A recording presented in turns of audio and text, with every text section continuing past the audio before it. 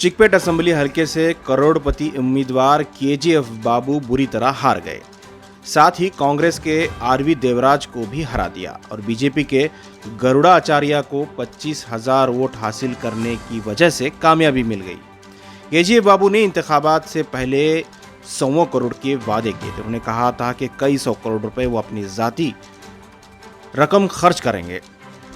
मस्जिदों मंदिरों को 25-25 लाख रुपए के हिसाब से तकरीबन 17 करोड़ से ज़्यादा की रकम उन्होंने चेक के ज़रिए तकसीम की थी। बुरी तरह हारने के बाद केजीएफ बाबू ने बेंगलुरु के एक मुकामी अखबार में उर्दू अखबार में दारुल उलूम शाह वलील्लाह का एक फतवा भी शाया करते हुए इश्तिहार में उन्होंने बताया कि मस्जिद कमेटियों को दिए गए 25 लाख रुपए के तमाम चेक वापस कर दे, यानी 17 करोड़ रुपए की लागत से जो तकसीम किए गए थे वो चेक को उन्होंने वापस मांगा, क्योंकि फतवे के मुताबिक इंतखाबात में किसी तरह का पैसा लेना या तोहफा लेना नाजायज़ है। उन्होंने कहा कि वो तमाम चेक वापस कर दें।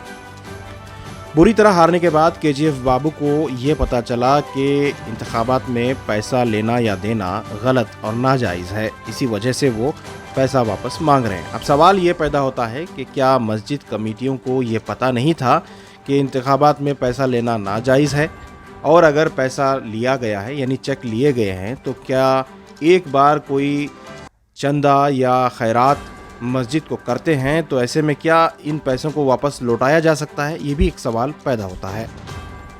अगर ये चेक्स वापस तकसीम किए जाते हैं यानी वापस लौटा दिए जाते हैं तो फिर मस्जिद कमेटियां शायद ये मान लेंगी कि ये गलत था, यानी कि जो पैसा लिया गया वो गलत था। अगर ये गलती मान लेते हैं तो फिर क्या उन्हें इन कमेटियों में रहने का हक है?